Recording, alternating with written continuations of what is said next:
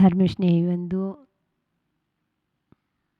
जीवन में धन और धर्म, ये जीवन के दो पहलू होते हैं। बहुत से लोग होते हैं जो धर्म को जीवन मानते हैं और बहुत से लोग ऐसे होते हैं जो धन को ही जीवन मानते हैं। लेकिन मेरा कहना है कि आप धन कमाओ, लेकिन धर्म को ही जीवन मत मानो। जो धन को जीवन मानते हैं उनके जीवन का कभी सार नहीं निकलता। जो धर्म को धर्म को ही जीवन मानते हैं उन वही एक दिन अपने लक्ष्य को प्राप्त कर लेते हैं। इसलिए अपने जीवन को विचार करो कि हमें यह जीवन मिला है, यह मानव पर्याय मिली है, आखिर किस लिए मिली है। कितना हम धन के पीछे दौड़ेंगे, कितना हम धन के पीछे पीछे भागते जाएंगे, कभी विचार करो। कभी मैं सोचती हूँ, आप लोगों को देख कर के विचार करती हूँ कि आज मानव जन्म पाकर के भी कितना पूर्व में पुण्य किया होगा, कितना पुण्य किया होगा कि तुमको मानव पर्याय मिली, और पुण्य किया होगा कि तुम्हें जैन कुल मिला, और कितना अधिक पुण्य किया होगा कि मानव पर्याय जैन कुल पाकर के तुम्हें प्रभु का दर्शन मिल रहा है। गुरुओं का समय समय पर तुमको गुरुओं का सानिध्य मिल रहा है, फिर भी हाय दौड़ लगी हुई है किसकी? हाय पैसा, हाय पैसा।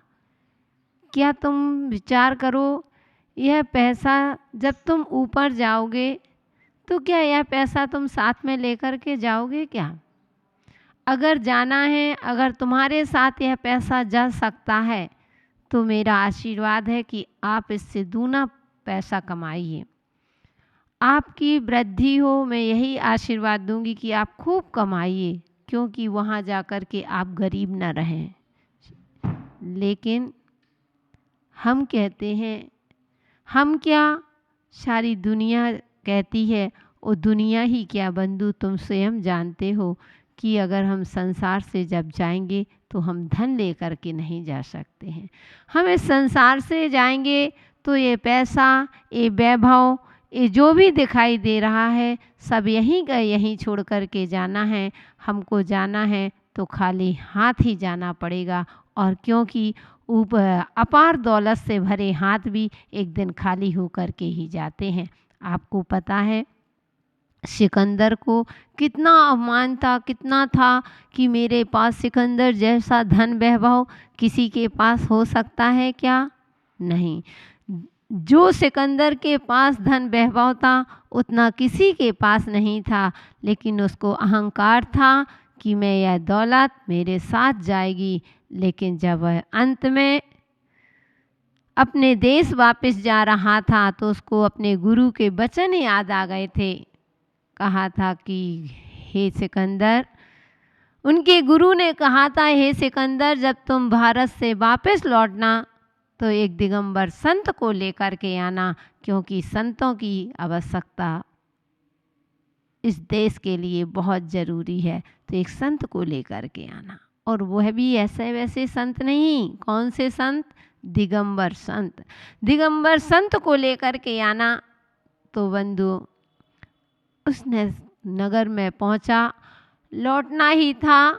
उसने विचार किया कि अरे, मैं सबको लेकर के इतना धन दौलत, अपार धन दौलत को लेकर के जा रहा हूँ, राज्यों को मैं जीत करके मैं पूरा भारत सम्राट बन के जा रहा हूँ, और लेकिन मैंने अपने गुरु की आज्ञा नहीं मानी तो कुछ भी नहीं है।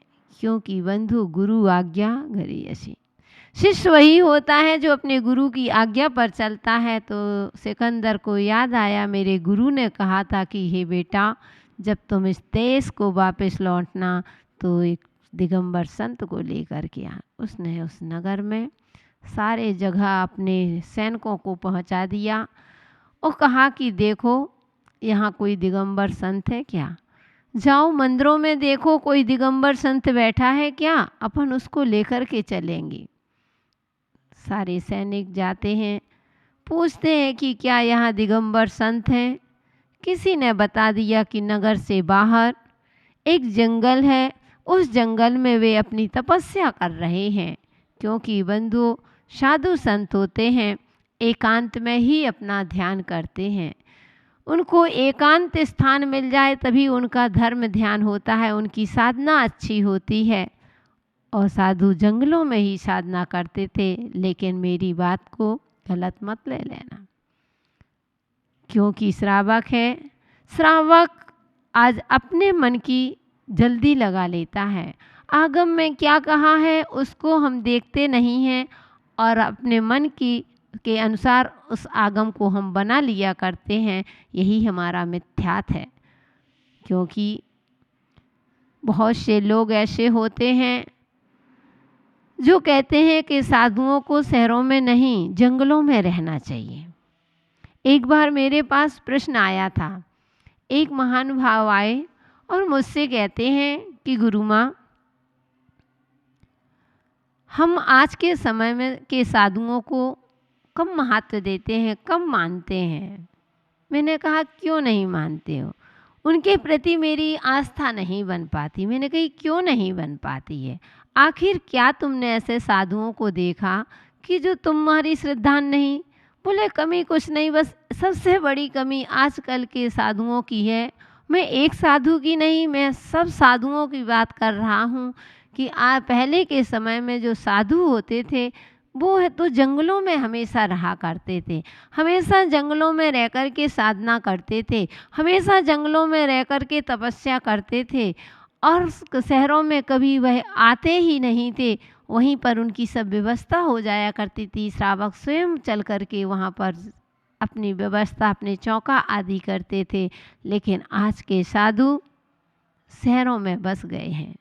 आज के साधु शहरों को पसंद करते हैं, छोटे छोटे गांवों को छोड़ कर के बड़े बड़े शहर में बैठना चाहते हैं। तो क्या ये साधु की लालसा है कि प्रभावना होना चाहिए, मेरा नाम होना चाहिए? मैंने कहा नहीं, ये आपकी थिंकिंग है, ये आपकी सोच है कि साधु कभी भी प्रभावना के लिए नहीं जाता। साधु अपनी साधना करते हैं। हाँ, साधना के साथ वो प्रभावना करते हैं। हमारे पूज्य गुरुदेव हमेशा कहा करते हैं, कभी प्रभावना के साथ साधना मत करना। प्रभावना को देख कर के, भीड़ को देख कर के साधना मत करना। अगर करना है तो साधना के साथ प्रभावना करना। हम लोग उस समय जानते नहीं थे। तो हमने कहा कि गुरुजी ऐसा क्यों बोला करते हो आप कि प्रभावना के साथ साधना नहीं करना? तो गुरुजी ने कहा था कि माता जी, अगर हम प्रभावना देख कर के साधना करते हैं, भीड़ भड़क्का को देख कर के हम साधना करते हैं, तो हमारी साधना विराधना बन जाती है। हमारी साधना का सार समझ में नहीं आता है। हम वह जो हमको लक्ष्य जिसके लिए निकले थे उस लक्ष्य को हम प्राप्त नहीं कर पाते हैं। इसलिए साधना के प्रभावना के साथ साधना नहीं, अगर साधना के साथ प्रभावना करते हैं, पहले हमारी साधना, पहले हमारा लक्ष्य, पहला हमारा उद्देश्य क्या है, किस लिए हम घर से निकले थे, इसको लेकर के अगर हम साधना करते हैं तो साधना के साथ प्रभावना स्वतः ही हो जाया करती है। और जब साधना के साथ प्रभावना होती है तो वह परम आराधना बन जाती है, और प्रभावना के साथ साधना होती है तो वह साधना विराधना बन जाती है। इसलिए हम लोग साधु हैं, साधना के लिए निकले हैं। हम अपनी साधना को परम आराधना बनाना चाहते हैं, कोई लौकिक तृष्णा के लिए नहीं, कोई हाव भाव के लिए नहीं। हम लोग प्रभावना दीवालों में चुनवाने के लिए नहीं, हम तो प्रभावना साधना दीवालों में चुनाने के लिए नहीं, आत्मा में चुनाने के लिए ही हम लोग साधना करते हैं। इसलिए ध्यान रखना। मैंने उनसे कहा कि साधु को कभी भी आकांक्षा नहीं रहती है। ये तो श्रावक की व्यवस्था है, जहाँ श्रावक ले जाता है साधु वहीं बैठ जाता है। और अब आपकी बात आई कि पहले के समय में साधु जंगलों में साधना करते थे और आज के समय में साधु शहरों में साधना क्यों करते हैं, मंदिरों में धर्मशालाओं में रह कर के क्यों साधना करते हैं। तो मैंने कहा ध्यान रखना भाई साहब, पहले का समय था, मैं मानती हूँ कि साधु जंगलों में रहते थे, इसलिए जंगलों में रहते थे, इसलिए साधना करते थे कि जब साधु अपनी त्याग तपस्या में बैठता था, साधु अपनी साधना करता था, साधु अपने आत्मा में तल्लीन होता था, तो उनकी बरगणाएँ इतनी फैलती थी, तो जो शहर नगरों में क्या उस जंगलों में जो भी साधु रहते थे, और साधना के साथ साथ जो खूंखार जानवर वहाँ उस जंगलों में रहा करते थे, उन साधुओं की त्याग तपस्या की इतनी अच्छी बरगणाएँ निकलती हैं, तो वो है प्राणी, क्रूर प्राणी भी अपनी क्रूरता को छोड़ दिया करते थे। तो पहले के समय में जो क्रूर प्राणी होते थे वह जंगलों में रहा करते थे, वही क्रूर प्राणी आज शहरों में बस गए हैं, इसलिए साधु को भी शहरों में आकर के साधना करना पड़ती है। बंधुओं, मेरी बात समझ में आ गई ना? कहने का तात्पर्य कि आप सोचो कि साधु जंगलों में रहे, पहले चतुर्थ काल के साधु जंगलों में रहते थे। अरे भैया, पहले चतुर्थ काल की वर्षों की साधना और पंचम काल की एक दिन की साधना बराबर होती है, उतना सहना नहीं है। आप चतुर्थ काल साधु को मान कर के मिलेंगे तो हम आपको मानेंगे, उन साधुओं को नमस्कार करेंगे, अन्यथा नहीं करेंगे। ये आपकी मूर्खता कहेंगे इसको हम मूर्खता कहते हैं। इसलिए ध्यान रखना कि कभी भी हो, अगर साधु चतुर्थ काल के चाहते हो तो कम से कम भैया तुम तो सच्चे का पंचम काल के सच्चे श्रावक तो बनो। श्रावक बने हो छठे काल के, मंदिर आने का समय नहीं है। कहते हैं धर्म ध्यान करो, धर्म ध्यान के लिए आपके पास समय नहीं है। कहते हैं कि थोड़ा स्वाध्याय किया करो, स्वाध्याय करने के लिए आपके पास समय नहीं है। पूजन करो, पूजन करने के लिए भी समय नहीं है। मात्र समय किसके लिए है? हाय पैसा। धन कमाने के लिए आपके पास इतना समय है कि अपने आप को भी भूल जाते हैं कि मुझे भूख लगी, प्यास लगी है, कि मेरा दायित्व, मेरा कर्तव्य क्या होता है। उस पैसे के कारण से आपने सबको भुला दिया। कभी विचार करो, चिंतन करो कि आखिर हम अपने लिए क्या कर रहे हैं। और मैंने कहा ना, धन और धर्म जीवन के पहलू हैं। तो कुछ लोग धन को मानते हैं, कुछ लोग धर्म को मानते हैं, लेकिन यकीन मानना धन से कभी धर्म नहीं मिलता, धर्म से धन जरूर मिलता है। अगर धर्म होगा तो धन तुम्हारे पीछे पीछे तुम्हारे घर में स्वतः ही चल के आएगा, और तुम्हारे पास धर्म नहीं है तो धन आया हुआ धन भी तुम्हारा चला जाएगा। मुझे वह घटना याद आती है कि एक बार क्या हुआ कि एक वृद्ध आदमी, एक दादाजी थे, लट्ठी ठेकते हुए, कमर झुकी हुई है और रास्ते से निकल रहे थे। देखा एक बहुत बड़ा महल बना हुआ है। उस महल के बाहर दरवाजे पर, चबूतरे पर ही वह जाकर के बैठ जाते हैं। और जैसे ही मकान मालिक ने दरवाज़ा खोला, एक दृश्य देख रहे हैं कि यह बूढ़ा व्यक्ति जिसकी कमर झुक चुकी है, आंखों में आंसू भरे हुए हैं, और एक यहाँ पर बैठा है।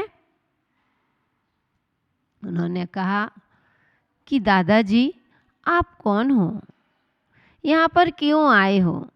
तो बोले बेटा मैं बुढ़ा आदमी हूँ, मुझे घर से यहाँ से निकाल दिया गया है, तो मैं यहाँ पर आया हूँ। उनके पुत्र बहुत अच्छे थे। उन्होंने कहा कि आओ दादाजी, आप तो मेरे घर में रुकिए, आप मेरे घर में वास करिए, हम आपकी सेवा करेंगे। हमें वृद्धों की सेवा करना बहुत अच्छा लगता है। वो बात भी सही है बंधुओं, वृद्धों की सेवा करने से हमें जीवन की वह पूंजी मिलती है जो इस भाव में नहीं अगले भाव में भी काम आती है। पैसा ही कमाना सब कुछ नहीं होता है। कमाना है तो कभी किसी के वृद्धों की दुआओं भी कमाओ, उनकी दुआ आशीर्वाद भी लेना चाहिए। इसलिए मैं हमेशा कहती हूँ कि सो कर के उठते हो तो सबसे पहले बड़ों के चरण स्पर्श करो।